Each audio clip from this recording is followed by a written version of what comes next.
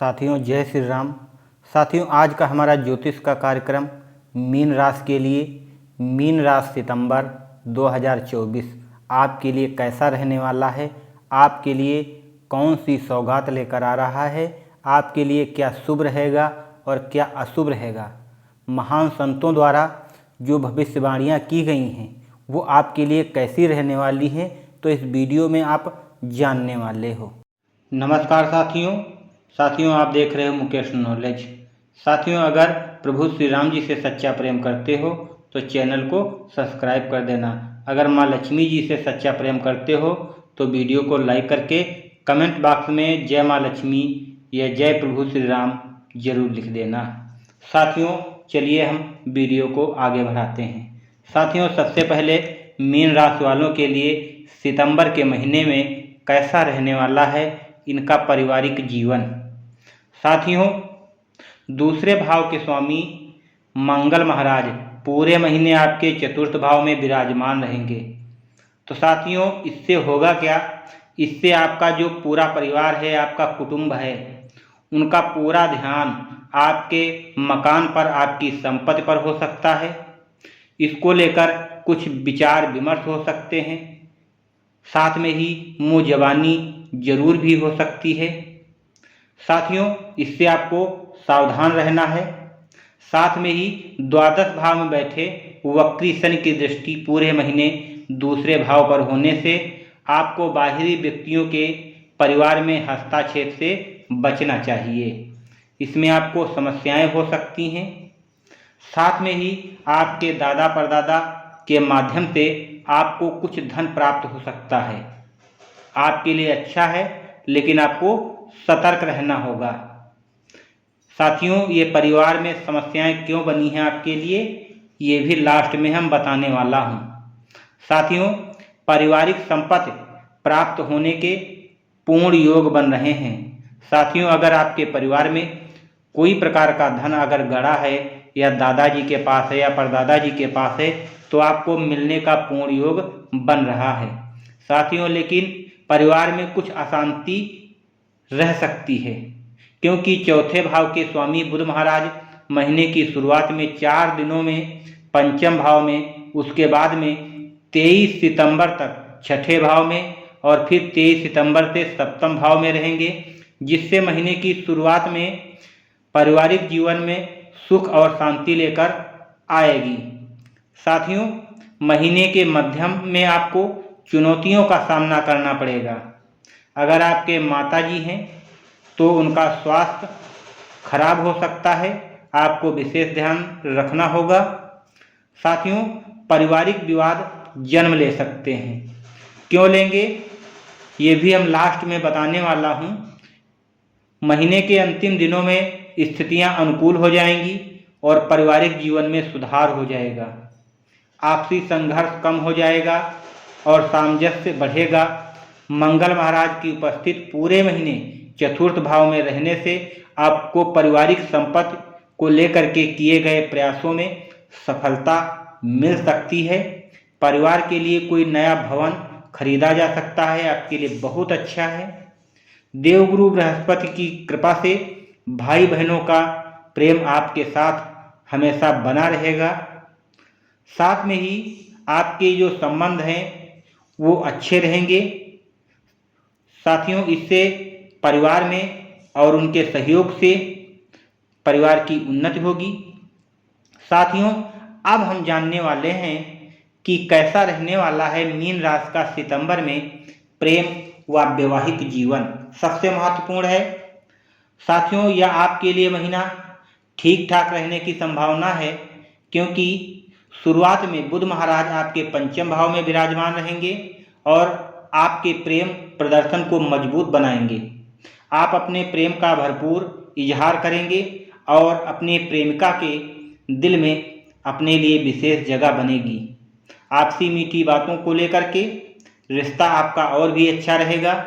4 सितंबर से बुध महाराज छठे भाव में चले जाएंगे, जिससे कुछ कहासुनी आपस में हो सकती है।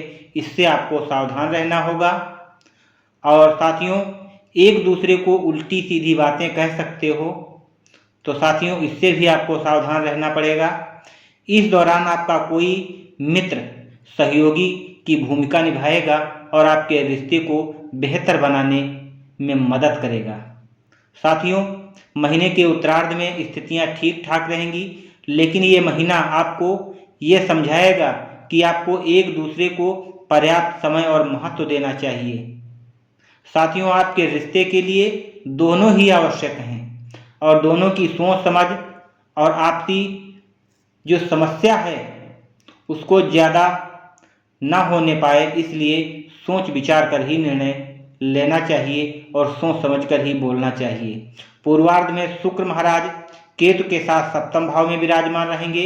उनके ऊपर मंगल और बृहस्पति की दृष्टि रहेगी, इसलिए रिश्ते में खूब रोमांस होगा, लेकिन कहा सुनी और शक गलतफहमी जन्म ले सकती हैं। लेकिन बृहस्पति महाराज की कृपा से आपका रिश्ता बना रहेगा। 18 सितंबर से शुक्र भी तुला राशि में अष्टम भाव में चले जाएंगे, जिससे साथियों ससुराल में किसी शादी पार्टी फंक्शन में शामिल होने का आपको मौका मिल सकता है। आपके लिए अच्छा है, बहुत अच्छा है।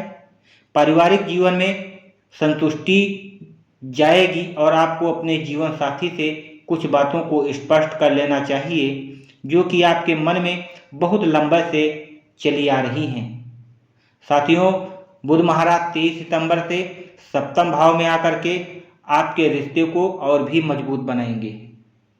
साथियों, अब हम जानने वाले हैं जो सबसे महत्वपूर्ण चीज है, रुपया पैसा आर्थिक स्थिति। साथियों, मीन राशि वालों की सितंबर के महीने में आर्थिक स्थिति कैसी रहेगी, तो चलिए साथियों हम जानते हैं। महीने की शुरुआत में बुध महाराज आपके पंचम भाव में बैठकर एकादश भाव को पूर्ण स्वतंत्र दृष्टि से देखेंगे, जिससे आपको व्यापार से, जो लोग व्यापारी हैं उनको अन्य स्थितियों से लाभ प्राप्त हो सकता है। व्यापारियों के लिए सितंबर का महीना लगभग अच्छा रहने वाला है। तो आगे जानते हैं। इसके अधिक देवगुरु बृहस्पति महाराज पूरे महीने तीसरे भाव में बैठकर आपके एकादश भाव को देखेंगे, जिससे आपके व्यापार में और भी अच्छा खासा फायदा कराएंगे, मुनाफा कराएंगे। साथियों, मंगल महाराज आपके चौथे भाव में बैठकर पारिवारिक धन से कोई नई संपत्ति अर्जित करने में आपको सफलता प्रदान करेंगे। साथियों, आपके लिए बहुत अच्छा है। आप कोई घर मकान अगर खरीदने का सपना देख रहे हो तो ये सपना सितंबर के महीने में आपका पूरा होने वाला है। कोई अचल संपत्ति खरीदने के योग बन सकते हैं। मंगल की दृष्टि आपके सप्तम भाव और एकादश भाव पर होने से व्यापार में सफलता और अच्छे आर्थिक लाभ के योग बन रहे हैं।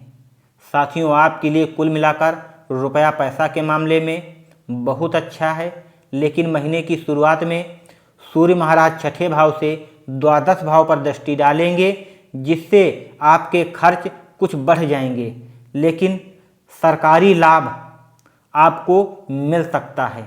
लेकिन वक्री शनि महाराज पूरे महीने आपके द्वादश भाव में बने रह करके लगातार खर्चों को बनाए रखेंगे, लेकिन नियंत्रण में रखना आपके लिए टेढ़ी खीर के समान हो सकता है। इसलिए आपको इन बातों पर विशेष ध्यान देना होगा। और महीने के उत्तरार्ध में बुध और सूर्य भी छठे भाव से निकल करके सप्तम भाव में आ जाएंगे, जिससे खर्चों पर और भी ज़्यादा नियंत्रण बन सकता है। साथियों, फिर कुछ न कुछ खर्च ही होते रहेंगे जिन पर आपको विशेष ध्यान देना होगा। राहु आपके ही राशि में विराजमान रहकर आपको अव्यवस्थित बना सकते हैं, इसलिए आपको देखें कि आप कहाँ गलत जा रहे हो, उन स्थितियों को संभाल सकें और अपनी आर्थिक स्थिति को ठीक ठाक रख सकें। साथियों, ये तो रहा भविष्य जो हमने बताया। और अगर स्वास्थ्य के दृष्टिकोण से देखा जाए तो आपको कुछ चोट चपेट लग सकती है, आपको सावधान रहना है और हल्की फुल्की बीमारी वगैरह आ सकती है, तो इसमें आपको विशेष चोट चपेट लगने के आसार हैं, तो इससे आपको सावधान रहना होगा।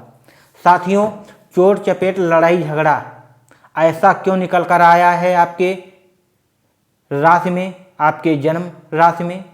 साथियों, इसलिए आया है क्योंकि आपके ऊपर शनि महाराज की 7.5 का पहला चरण चल रहा है।